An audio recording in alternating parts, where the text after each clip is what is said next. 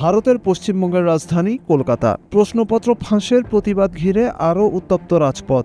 শুক্রবার শিক্ষার্থী ও বিভিন্ন ছাত্র সংগঠনের বিক্ষোভে উত্তেজনা ছড়িয়ে পড়ে ধর্মতলা এলাকায়। এ সময় আন্দোলনকারীদের ছত্রভঙ্গ করতে আক্রমণ চালায় পুলিশ। তবে ছাত্রদের আন্দোলন আরও তীব্র হয়েছে পুলিশি হামলার পর। বিক্ষোভকারীদের অভিযোগ, শান্তিপূর্ণ কর্মসূচি ভাঙতে পুলিশ লাঠিচার্জ করে এবং টিয়ার গ্যাসের শেল নিক্ষেপ করে। অন্যদিকে পুলিশের দাবি, আন্দোলনকারীদের একটি অংশ নিরাপত্তা বাহিনীর দিকে জুতা ও পানির বোতল ছুড়ে মারায় পরিস্থিতি নিয়ন্ত্রণে আনতে তারা বল প্রয়োগ করতে বাধ্য হয়েছে।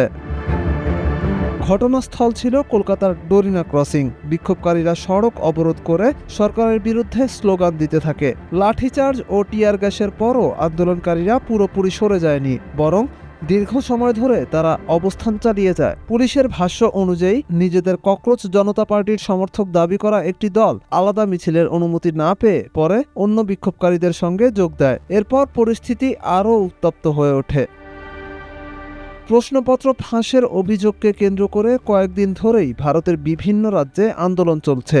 দিল্লির পর এবার কলকাতাতেও সংঘর্ষের ঘটনা নতুন করে উত্তেজনা বাড়িয়েছে। আন্দোলনকারীরা বলছেন, শিক্ষা ব্যবস্থায় স্বচ্ছতা নিশ্চিত না হওয়া পর্যন্ত তাদের কর্মসূচি চলবে।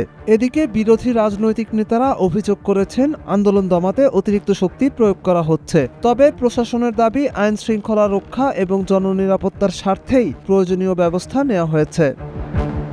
কলকাতার এই ঘটনার পর প্রশ্ন উঠেছে, প্রশ্নপত্র ফাঁসের বিরুদ্ধে শুরু হওয়া আন্দোলন কি আরও বিস্তৃত হবে, নাকি সরকার ও আন্দোলনকারীদের মধ্যে আলোচনার মাধ্যমে হবে সংকটের সমাধান? শরণ মোহাম্মদ তিহান, নিউজ স্টেশন।